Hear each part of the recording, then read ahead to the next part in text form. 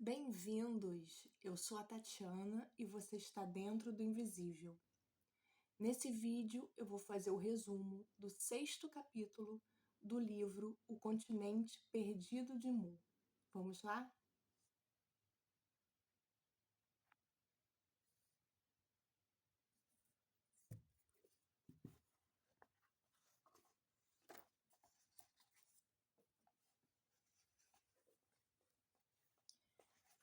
Capítulo 6. O lugar ocupado pela América do Norte entre as antigas civilizações. Quando o homem fez o seu aparecimento sobre a Terra? E em que lugar? Por enquanto, não é possível responder a primeira dessas perguntas, e talvez nunca será possível, pois os documentos e as provas necessárias acham-se soterradas no fundo de um dos mais profundos dos oceanos. Entretanto, é possível que, escavando as ruínas dos antigos templos hindus das cidades Rishi, descobriremos algum dia uma cópia completa das 7 escrituras sagradas e inspiradas de Mu.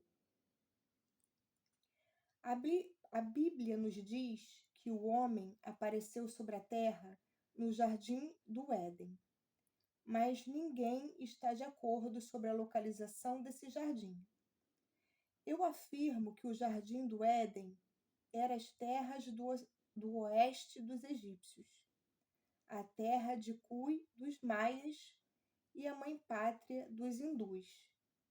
O nome hierático dessa terra era Mu. Vou começar pelos Estados Unidos da América do Norte, porque a América do Norte e a Ásia Oriental foram os 2 países onde o homem fundou suas primeiras colônias longe da mãe pátria. Valmiki, as obras druídicas, o Popol Vuh e outros documentos antigos nos ensinam que tais indivíduos eram levados para o meio das florestas para ali viverem e morrerem como animais. A julgar pelos numerosos documentos antigos, parece que o método comum para dispor dos mortos era a incineração. Encontramos poucas ossadas dos primeiros homens da América do Norte, mas suas obras são numerosas. Todos os cientistas que se interessam pela descoberta de antigas ossadas na Europa estão de acordo quanto às mesmas datarem do Pleistoceno, isto é, que elas são posteriores à Era Glacial. Os americanos do Norte eram altamente civilizados, conheciam as artes e as ciências dezenas de milhares de anos antes que existissem na Europa tribos degeneradas. Foi atribuída uma glória científica ao Egito que deverá mudar ao se afirmar que ele era a mãe das civilizações. Agora que existem numerosos documentos antigos que nos revelam que o solo do Egito foi pisado pela primeira vez pelos colonos vindos da América e da Índia, e que seus colonos traziam consigo, abre aspas, as ciências e a civilização da mãe pátria, fecha aspas. Muitos documentos foram escritos pelos próprios egípcios.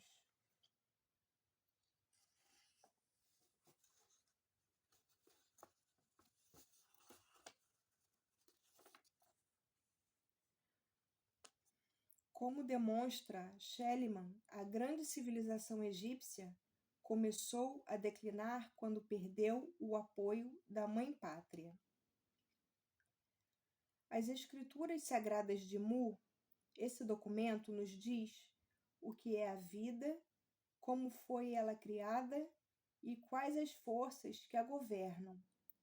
Embora tenham sido escritos há mais de 50 mil anos, esses escritos nos informam qual a natureza da força que os cientistas chamam de elétron, sua origem, sua influência e do que é feito. Existem na América do Norte vestígios de homens altamente civilizados, que remontam a muito antes da Era Terciária e são anteriores à Era Glacial, em várias dezenas de milhares de anos. Os mistérios sagrados do Egito nos explicam essa era glacial, o que a provocou, e dão uma descrição de todos os fenômenos a ela relacionados. Muitos dos vestígios da América do Norte são anteriores à formação das montanhas rochosas. Nos estados do Oeste, existem vestígios de 4 civilizações de seres humanos que ocuparam a Terra antes dos trogloditas e dos peles vermelhas. Eis alguns dos vestígios mais importantes das civilizações mais antigas da América do Norte. Oregon. No Oregon, num lugar chamado Fossil Lake, descobriram-se vestígios de uma civilização muito antiga. Fossil Lake é o leito seco do que foi antes uma extensão de água. De acordo com os restos de animais pré-históricos achados nesse local, parece certo que esse lago existiu na era Mesozoica ou secundária. Fossil Lake se acha no meio do grande deserto do Oregon, outrora uma planície fértil, mas ressecada pelo levantamento das montanhas, que dividiram as águas. Ao longo do antigo leito do lago, descobriram-se, nas camadas mais profundas, ossos de dinossauros e outros animais da era secundária, e nas camadas superiores, restos de mastodontes e outros mamíferos do Pleistoceno. Entre as ossadas de mastodontes, descobriram-se flechas e pontas de lança feitas de vidro vulcânico. Nevada. Nesse estado, encontraram-se vestígios valiosos dos primeiros homens da América do Norte. Descobertos centenas de documentos nos rochedos e falésias dos estados do Oeste, símbolos, letras hieráticas e vinhetas.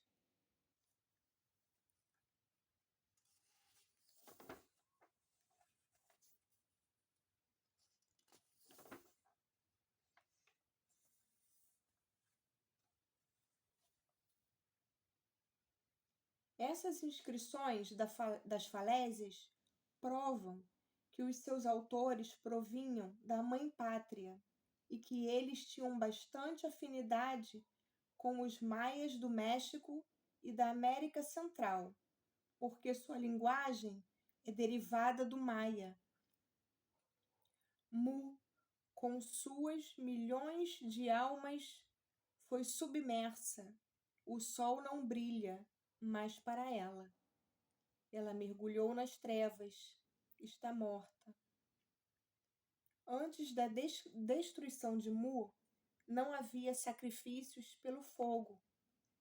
Esses sacrifícios fizeram parte mais tarde das cerimônias religiosas para comemorar Mu e seus habitantes que foram consumidos pelo fogo e sossobraram num abismo de chamas. Os primeiros colonos da América do Norte se estabeleceram ao longo da costa ocidental dos Estados Unidos. Esses entrepostos foram aniquilados por cataclismos na mesma ocasião em que foram destruídas as colônias do México. Elas remontam a um período muito antigo, provavelmente ao último período da Era Terciária, ou Plioceno. Uma segunda civilização, e sem dúvida uma terceira, sucederam a esta. Foram destruídas por cataclismos e pelo levantamento de grandes cadeias de montanhas. Esse enrugamento da crosta terrestre transformou também em deserto as terras férteis do Colorado, do Arizona e Nevada. Os trogloditas foram os últimos colonos a vir da terra de Mu. Quando fundadas as primeiras colônias no que é o sudoeste dos Estados Unidos, não existiam as montanhas. Quando os trogloditas chegaram na América, é certo que já existiam montanhas, porque encontramos suas casas nas falésias e nos precipícios dessas montanhas. Os trogloditas falavam a língua maia do Yucatán, como prova a sua utilização do alfabeto hierático maia nos documentos encontrados em Nevada. A julgar pelos lugares onde foram descobertos os vestígios dos trogloditas no Colorado, o seu porto de entrada na América devia encontrar-se na embocadura do Colorado. Tudo indica que após haverem desembarcado da Mãe Pátria, eles subiram o rio. Os restos dessa raça se encontram em vários estados e também ao longo dos afluentes. Certos colonos saíram do rio para se embrenharem no interior das terras pelos caminhos antigos, como a velha estrada Zuni. Voltando ao Colorado, passaram pelo Arizona, onde encontramos uma grande quantidade de vestígios. As suas habitações antigas indicam que eles se aventuraram ao longo do rio Gila, do Pequeno Colorado e do Rio Grande. No Novo México, os seus vestígios também são numerosos.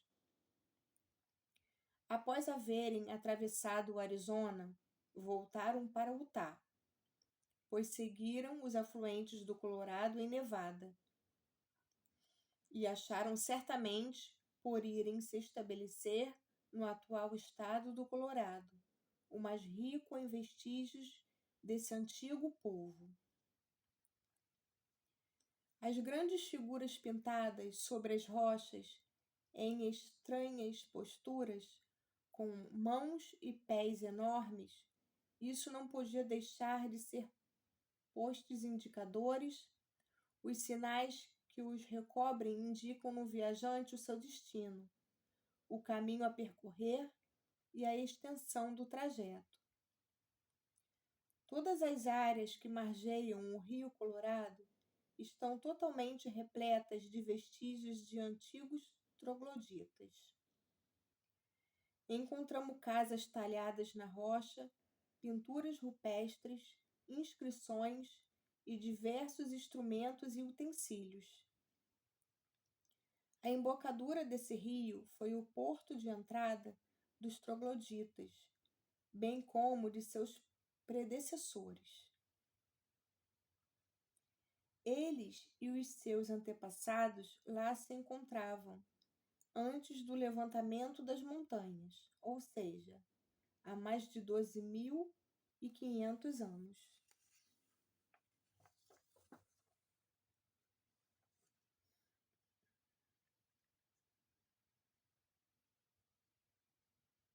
Arizona. Um estudo das florestas petrificadas do Arizona garante haver encontrado lá vestígios de 4 povos diferentes. 3 das civilizações existiram antes da criação das montanhas. Eu próprio examinei uma cópia de uma pintura rupestre muito antiga descoberta no Havasupai Canyon, no Arizona. Ela tem mais de 12 mil anos e demonstra que o homem vivia nesse lugar na época do mastodonte. Novo México. A história desse estado é a mesma dos índios Pueblos. Os Pueblos, quando chegaram, eram um povo altamente esclarecido e civilizado. Eles possuem as tradições mais antigas entre todos os americanos do norte, vindos da Mãe Pátria. Nos estados do oeste encontram-se abundantes vestígios de cidades, de pinturas, inscrições, fragmentos de vasos e tradições. São os índios Hopis e os Pueblos Zuni que nos fornecem maior esclarecimento. A sua relação com a Mãe Pátria foi perfeitamente estabelecida e suas tradições nos informam igualmente que eles são provenientes de Mu. Todas as suas crenças religiosas derivam claramente da primeira religião do homem, e seus símbolos sagrados são todos os mesmos de Mu.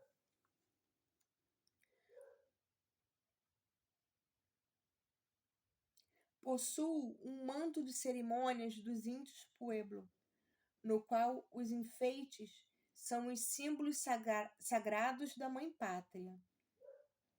Os Unis e os Hopis possuem 2 deuses especiais que guiam desde o início o destino da humanidade. Esses deuses são sagrados, mas não são adorados. Esses 2 deuses chamam-se Ahá-Inta e Matsa-Sailema. Eram os primeiros filhos do deus do sol. Essa frase merece ser cuidadosamente analisada. Os índios Hopis estabelecem uma diferença entre o sol, o seu símbolo de Deus, e o próprio Deus. Dizem que o primeiro homem e a primeira mulher eram filhos do próprio Deus, e não filhos de seu símbolo. Descobri no meio de antigos documentos escritos, em especial naqueles dos hindus e egípcios, trechos nos quais o sol é chamado de pai da vida e das águas a mãe da vida, mas em cada caso eles falam dos produtos da natureza e não daquela criação especial chamada homem. Mencionam também as forças do sol agindo sobre as forças da terra. Os índios Hopis creem que o homem e a mulher são os filhos de Deus, o grande Deus que controla o sol. Portanto, eles não são um produto da natureza. Ahá-Inta e Matsailema, reunidas, elas significam: Deus criou o primeiro homem e a primeira mulher para dominar a terra. Esses primeiros filhos de Deus são os pais da humanidade. Nossos antepassados vieram para a América em seus barcos, de uma terra situada além do oceano na direção do sol poente. Quando os Pueblos chegaram na América, eram altamente civilizados, como prova o seu maravilhoso conhecimento da geologia, a sua linguagem culta e o emprego que faziam dos símbolos sagrados da Mãe Pátria. Descobri entre os índios Pueblos uma curiosa coincidência. Possuíam 7 cidades sagradas de Cibola. Era uma cópia das 7 cidades da Mãe Pátria e um hábito disseminado em todos os seus impérios coloniais. Por exemplo, a Mãe Pátria possui 7 cidades sagradas da religião e das ciências. A Atlântida tinha o mesmo número delas e a Índia possuía suas 7 Rishi, ou cidades sagradas. Temos, por exemplo, uma tradição Zuni que diz, abre aspas, no começo a terra estava coberta de água e não havia nenhuma terra, fecha aspas. Isso é um mito? Não, porque esse fato foi confirmado tanto pelas escrituras sagradas da Mãe Pátria como pela geologia. Uma outra tradição Zuni declara, abre aspas,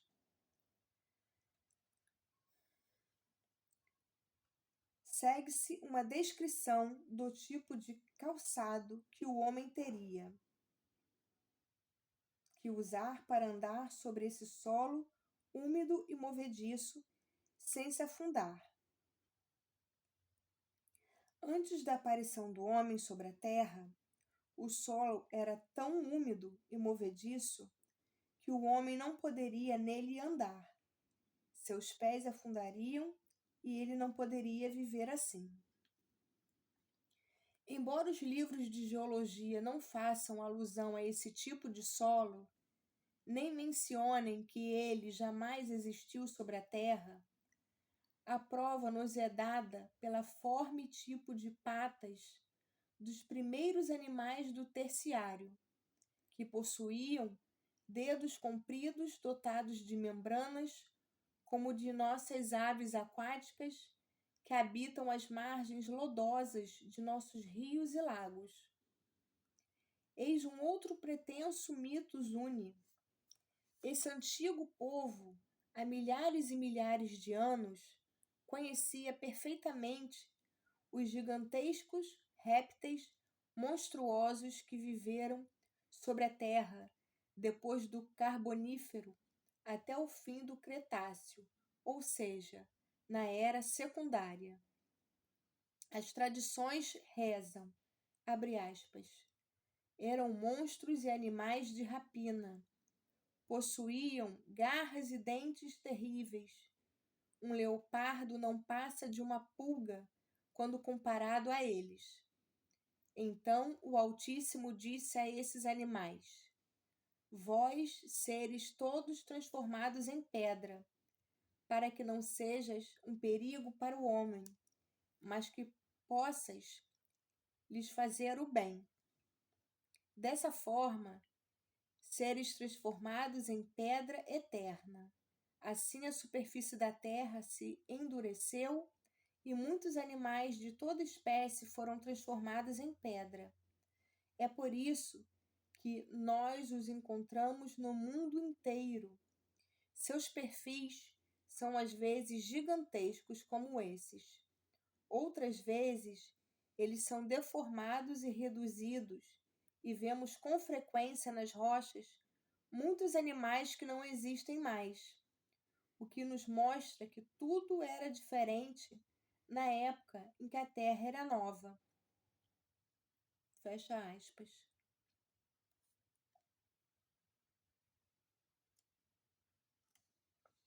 Recomendo visitar o Havasupai Canyon, no Arizona. Naquele lugar, desenhado e gravado na rocha, o terrível tiranossauro carnívoro do fim do Cretáceo.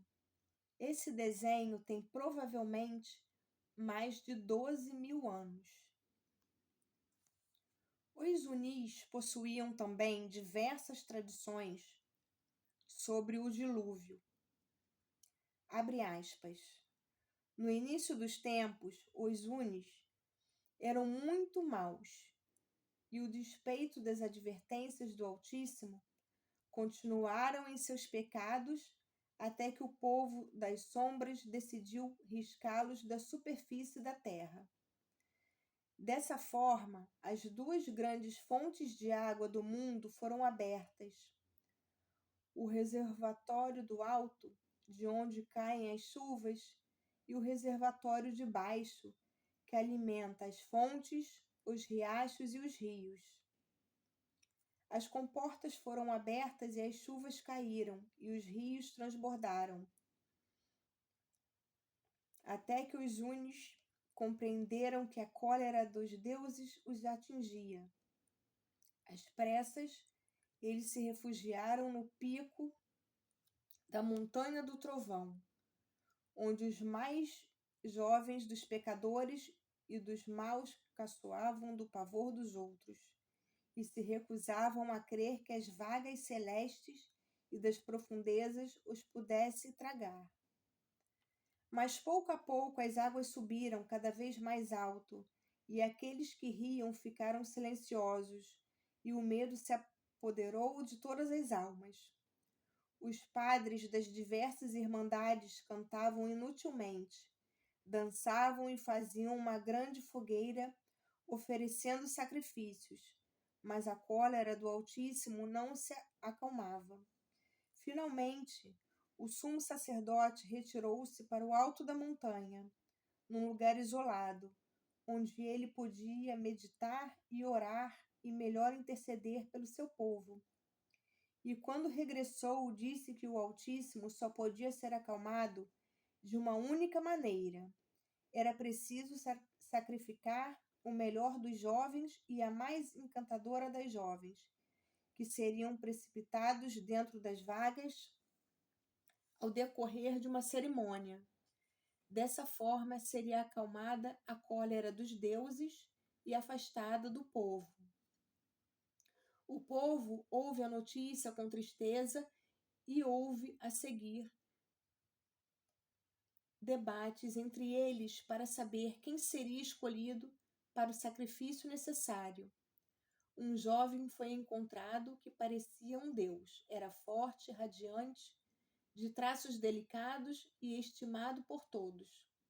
Pois, embora ninguém ousasse falar, todos pensavam que a moça digna de ser sacrificada aos deuses não era outra senão a filha única e bem-amada de seu cacique. Quando ele levantou os olhos para ver aqueles que o seu povo tinha escolhido, não havia nenhuma moça. As lágrimas lhe marejaram os olhos. Chamou a sua filha adorada e lhe disse algumas palavras. Ela abaixou a cabeça e foi tomar lugar ao lado do jovem. E todos compreenderam que o sacrifício estava próximo. Vestiram o jovem casal com os seus melhores trajes, os coroaram e os enfeitaram de adornos, e a seguir lentamente o cântico da morte sobe aos céus. Depois o cacique abençoa os dois, e invocando o perdão do Altíssimo, obtido a tal preço, ele mesmo os precipita nas ondas ferventes. Havia pouco tempo, pois a multidão já estava sobre um minúsculo planalto no alto da montanha, com as águas os circundando. Em menos de uma hora, a água começou a baixar, mas passaram dias e semanas antes que o vale ficasse seco e que o povo contrito pudesse voltar aos seus lares. Pouco depois, um dos jovens que havia estado entre os mais maldosos voltou por acaso para junto da montanha do trovão e viu dois vultos de pé no pico do planalto. Chamando seu povo, ele os mostra e todos contemplam os dois jovens como uma fé respeitosa, compreendendo que o Altíssimo lhes havia dado um sinal. Isso foi confirmado quando o cacique lhes assegurou solenemente que elas eram as imagens celestiais dos dois jovens sacrificados. A maior era o jovem e a menor era a moça. Existem realmente 6 pedras desse tipo colocadas sobre a montanha do trovão, 2 grandes e 4 pequenas.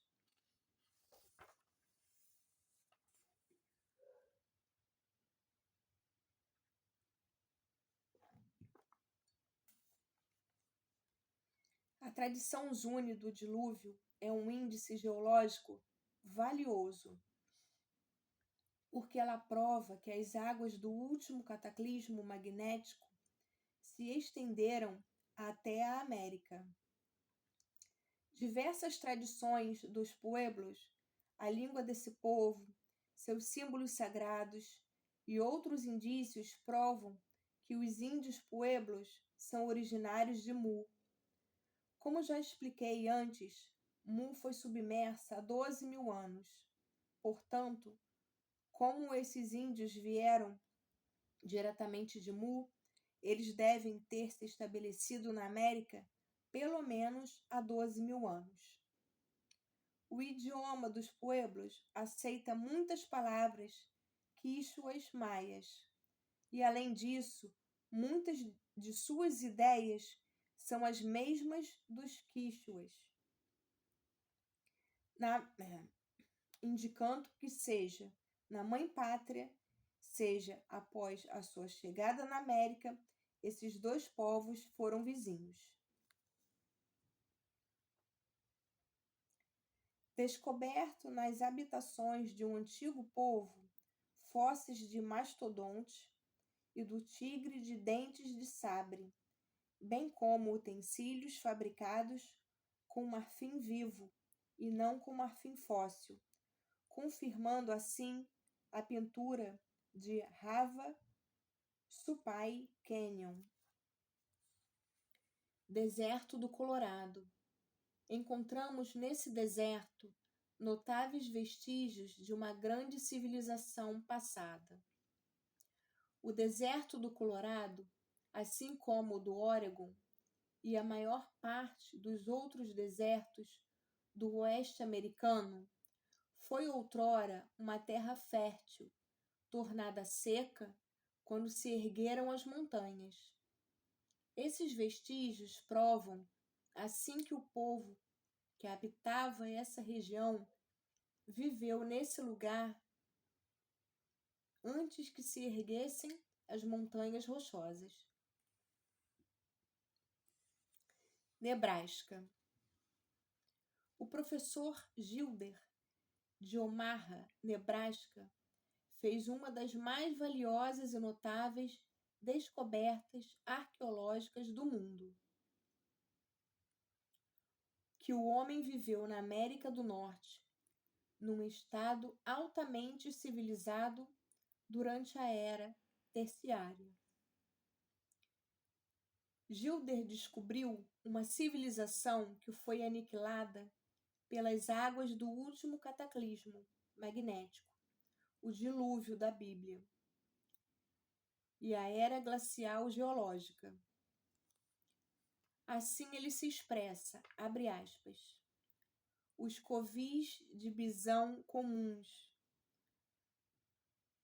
no faroeste não foram feitos pelos mesmos. Esses buracos são as entradas das habitações subterrâneas nas quais, há milhares de anos, viveu uma raça que desapareceu da superfície do globo. Nada indica como era essa raça, nem como foi ela aniquilada. O solo desses covis subterrâneos está repleto de ramos calcinados, ervas secas, de hastes de vime e espigas de milho. No solo de cada gruta encontra-se um esconderijo, onde a maior parte dos utensílios e objetos de valor eram guardados. As passagens desses esconderijos são fechadas com camadas de terracota, cobertas de cinzas.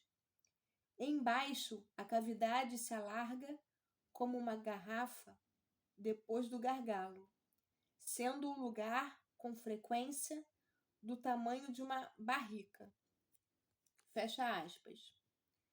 Essas grutas artificiais foram cobertas pela terra e pelos aluviões trazidos pelas vagas do cataclismo, que se abateu sobre as planícies. Com o passar do tempo, a terra se amontoou deixando uma depressão na entrada, que foi tomada como covis de bisões. Kentucky. Encontramos nesse estado vestígios de uma civilização contemporânea da de Gilder, no Nebraska. Em Blue Lick Springs, há alguns anos, foram realizadas escavações. A 4 metros da superfície foram desenterrados os ossos de um mastodonte. Mais embaixo encontraram uma camada de pedregulho e sob a mesma um solo de pedra. Esse solo é formado de lajes quadradas. A superfície é polida e a parte de baixo é rugosa. O mastodonte pertenceu ao Pleistoceno, pois se achava acima da camada de pedregulho, a qual foi formada pelas águas do último cataclismo magnético, ou dilúvio, e o solo lajeado, achando-se sob o pedregulho, indica que essa civilização, como a de Gilder, existiu na era terciária. George Rankin, historiador do Kentucky, escreveu em sua História de Lexington, abre aspas, a cidade de Lexington, Kentucky, está construída sobre as ruínas de uma cidade morta, de uma raça desaparecida, da qual não resta o mínimo vestígio. Fecha aspas. Quem eram então estes seres misteriosos? De onde tinham vindo?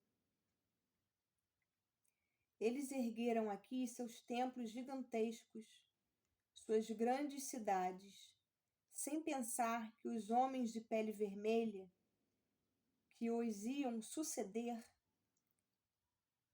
caçariam o cervo e o bisão em cima de seus muros arrasados e recobertos de terra e mato. Nesse lugar eles viveram, trabalharam e morreram, antes que Cristóvão Colombo colocasse a bandeira da velha Espanha nos limites do Novo Mundo. O trabalho de suas mãos era importante, porque suas construções são, abre aspas, dignas de Tiro e Nínive, fecha aspas. Além disso, suas mãos deixaram outras lembranças sobre a rocha imperecível, e foi graças a essas inscrições que nós sabemos que eles eram colonos vindos de Mu, a mãe pátria. Todo o oeste da América do Norte foi povoado por raças altamente civilizadas, no fim da era terciária e antes da era glacial. Essas primeiras civilizações da América do Norte eram originárias de um país chamado Mu, e que, abre aspas, Mu se encontrava a oeste da América, além do horizonte do Grande Oceano, fecha aspas. Isso é inegável, porque as civilizações de Nebraska e de Kentucky existiram durante o Plioceno. O Oregon, Nevada, Utah, Colorado, Arizona e Novo México possuem vestígios de civilizações que existiram nesses estados antes de se erguerem as montanhas. Como eles são anteriores às montanhas, remontam igualmente à era terciária. No início ou no fim dessa era, ninguém pode ainda saber.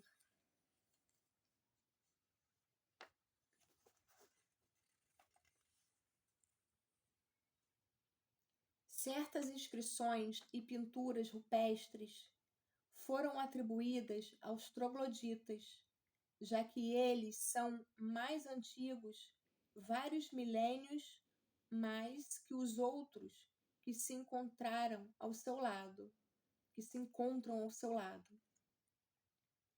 Essas inscrições antiquíssimas foram feitas antes do levantamento das montanhas, como prova o fato de certas pedras que as trazem estarem deslocadas e fendidas. Em certos casos, a fenda divide o texto, e em outros são as letras que estão truncadas, aparecendo uma parte de um lado da fenda e a outra de outro lado, o que indica que a pedra foi levantada e deslocada quando a terra se elevou. Outros escritos, entretanto, foram feitos após o enrugamento do terreno.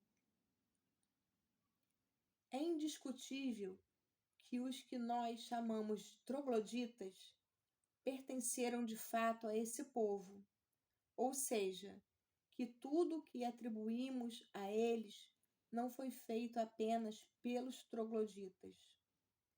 É verdade que eles vieram também de Mu, porque todas as suas pinturas, que servem de posto indicador, contêm qualquer alusão a Mu. Realmente, as inscrições e as pinturas dos trogloditas, com exceção das que não são artísticas, estão cheias de descrições de Mu, antes e depois da submersão. São utilizados os símbolos comuns no continente perdido. Encontrei nessas inscrições 4 dialetos diferentes da língua maia, e também a prova que esses antiquíssimos americanos utilizavam 3 alfabetos diferentes.